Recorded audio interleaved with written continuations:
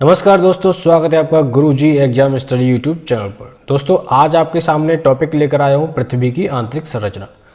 दोस्तों पृथ्वी की आंतरिक संरचना से अगर आप गवर्नमेंट एग्जाम की तैयारी कर रहे हैं तो 1-2 नंबर का क्वेश्चन जरूर बनता है। दोस्तों अगर आप ये वीडियो पूरा देखते हैं तो आपका एक भी क्वेश्चन गलत नहीं होगा। दोस्तों जो भी हमारे मित्र पहली बार चैनल पर विजिट कर रहे हैं, चैनल को सब्सक्राइब कर लें, बेल आइकन को प्रेस करके ऑल पर सेट कर लें, जिससे कि जब भी कभी मैं वीडियो डालूंगा सबसे पहले आपके पास नोटिफिकेशन पहुंचेगा और आप वीडियो का लाभ उठा सकेंगे। चलिए दोस्तों वीडियो को शुरू करते हैं। दोस्तों जैसे कि आपको ये फिगर दिख रहा है, ये पृथ्वी की आंतरिक संरचना का फिगर है। जैसे कि आप देख पा रहे हैं ये 3 भागों में बटा हुआ है। सबसे ऊपर लिखा हुआ है, इसमें आप देख पा रहे हैं भूपृष्ठ यानी कि धरातल, जिस पर हम लोग रहते हैं और पेड़ पौधे वनस्पति आदि पाई जाती है। नीचे आप देख रहे हैं सबसे नीचे लिखा हुआ पृथ्वी का केंद्र। तो दोस्तों अब हम बात करते हैं पहले भाग की, यानी कि जिससे पहला भाग जो आपको दिख रहा है उसे हम क्रस्ट कहते हैं, यानी भूपर्पटी, हिंदी में उसे भूपर्पटी कहते हैं। अब बात करते हैं दूसरे भाग के बारे में, जिसे इंग्लिश में मेंटल कहते हैं और हिंदी में प्रवार कहते हैं। अब बात करते हैं तीसरे भाग के बारे में, जिसे हम कोर कहते हैं और हिंदी में क्रोड कहते हैं। तो दोस्तों हम बात करते हैं क्रस्ट की, यानी भूपर्पटी की। तो भूपर्पटी आपका सिलिका और एल्यूमिनियम से बना होता है, या ये भी कह सकते हैं सिलिका और एल्यूमिनियम की इसमें अधिकता पाई जाती है। अब बात करते हैं मेंटल की,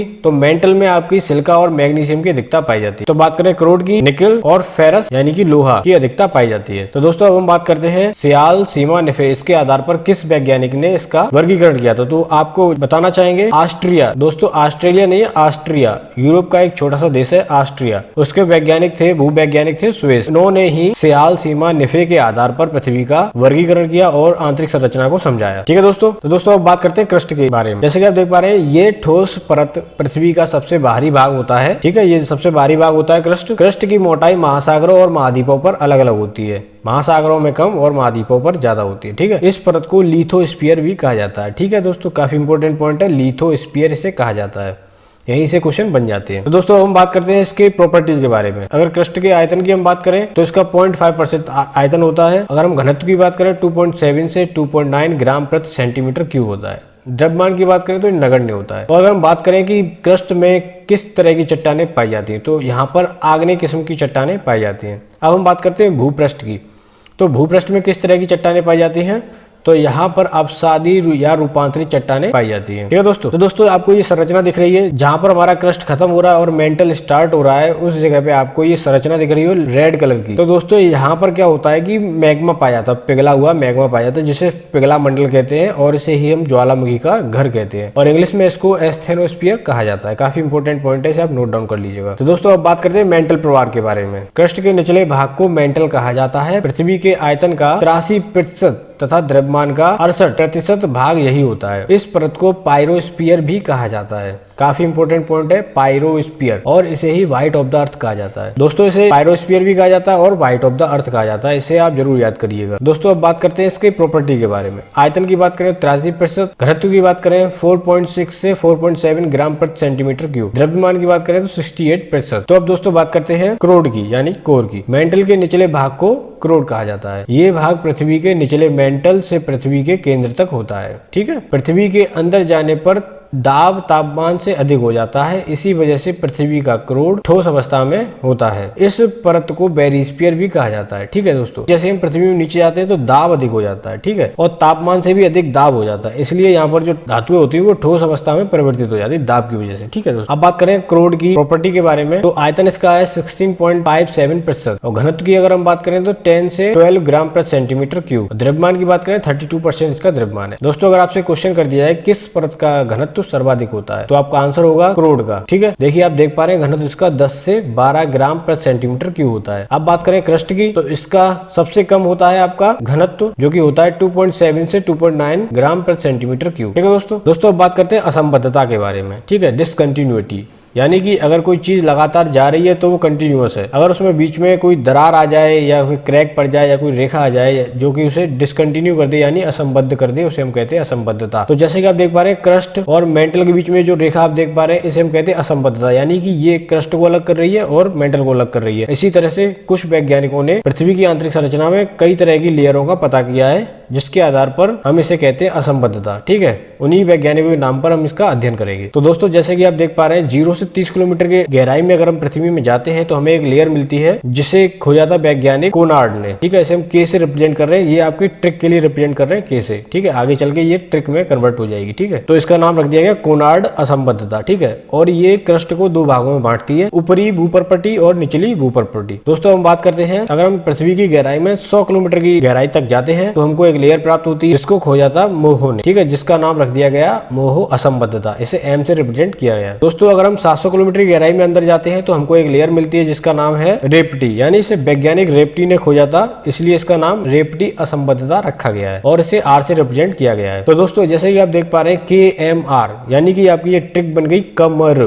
कमर से आप इनको याद रख सकते हैं, वो भी क्रम वाइज। तो दोस्तों ये जो रेखा है मेंटल को ऊपरी प्रवार और निचली प्रवार दो भागों में बांटती है। दोस्तों अगर हम बात करें, अगर हम पृथ्वी की गहराई में जाते हैं 2900 किलोमीटर तक, तो दोस्तों हमें जो रेखा प्राप्त होती है वो मेंटल और क्रोड को अलग करती है। ठीक है, और इसकी खोज की थी गुटेनबर्ग। कहीं कहीं दोस्तों इसका नाम लिखा होता है कोनार्ड। ठीक है, तो आपको ऑप्शन के हिसाब से अपना टिक लगाना है, दोनों ऑप्शन एक साथ कभी नहीं आएंगे। ठीक है, या तो गुटेनबर्ग आएगा या आएगा आपका कोनार्ड, इसलिए मैंने इसे लिख दिया जी और स्लैश लगा के के। दोस्तों अगर हम पृथ्वी गहराई में 5150 किलोमीटर तक जाते हैं तो दोस्तों यहाँ पर हमें एक रेखा प्राप्त होती है जिसको खोजा था वैज्ञानिक लेहमैन, जिसका नाम रख दिया गया लेहमैन असंबद्धता, इसे मैंने एल से रिप्रेजेंट किया है। ठीक है दोस्तों, तो दोस्तों ये रेखा करोड़ को दो भागों में बांटती है, ऊपरी करोड़ और निचला करोड़। तो ये ट्रिक बन गई आपकी कमर GKL, कमर GKL। ठीक है, आप इसको इस तरह से याद कर सकते हैं। तो दोस्तों जब हम पृथ्वी के केंद्र पर पहुंच जाते हैं तो यहाँ तक इसकी दूरी हो जाती है 6371 किलोमीटर। दोस्तों अगर आपसे पूछ लिया जाए कि पृथ्वी की त्रिज्या कितनी है तो आप बताएंगे 6371 किलोमीटर पृथ्वी की त्रिज्या है। दोस्तों हम बात करते हैं भूप्रपटी क्रस्ट के महत्वपूर्ण तत्वों के बारे में, यानी तत्व क्या क्या है इसमें और प्रतिशत कितना है इनका। दोस्तों अगर हम बात करें ऑक्सीजन की तो यहाँ पर 46.8% यहाँ पर ऑक्सीजन पाई जाती है। बात करें सिलिकॉन की तो 27.7% यहाँ पे सिलिकॉन पाई जाती है। बात करें एल्यूमिनियम की तो यहाँ पर 81% एल्यूमिनियम पाई जाती है। लोहे की अगर बात करें तो केवल 5% लोहा यहाँ पर पाया जाता है। तो दोस्तों ये बात थी केवल भूप्रपटी। ठीक है, भूप्रपटी। अगर बात करें हम समस्त पृथ्वी की तो यहाँ पर तत्वों का वर्गीकरण बदल जाता है। जैसे कि आप देख पा रहे हैं यहाँ पर लोहा पाया जाता है 35%। अगर आपसे पूछा जाए समस्त पृथ्वी में कौन सा तत्व सर्वाधिक पाया जाता है तो आप बताएंगे लोहा। अगर आपसे पूछा जाए भूप्रपटी में सर्वाधिक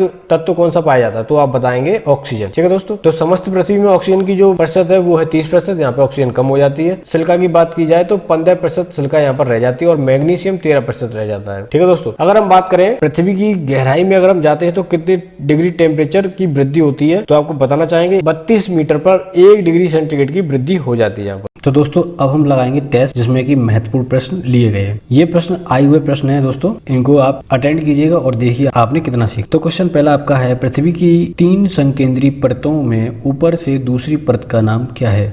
option A sial, option B sima, option C nife, option D इनमें से कोई नहीं। तो इसका जो राइट आंसर है वो आपको पता है, यानी कि option number B is the right answer. Question number दूसरा आपका है, पृथ्वी के केंद्र में पाए जाने वाले चुंबकीय पदार्थ हैं। Option A granite, option B basalt, option C nickel, option D आपका है डायोराइट। तो इसका जो राइट आंसर है option number C is the right answer, यानी कि निकेल।